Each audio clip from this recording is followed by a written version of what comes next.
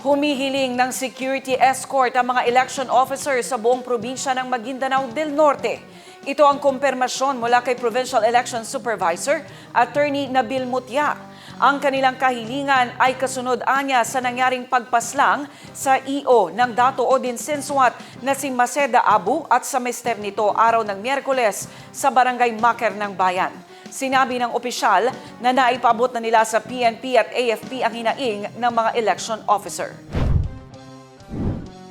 Yun ang request nila, na yung mga request nila for security detail, yung nagyan ban exemption, ma-actionan kagad. So I told them, lahat sila nag-request actually because of what happened.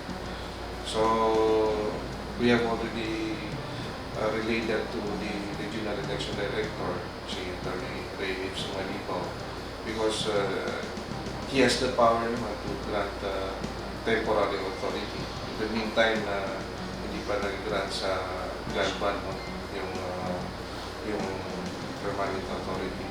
So, siya naman, more than willing to help them.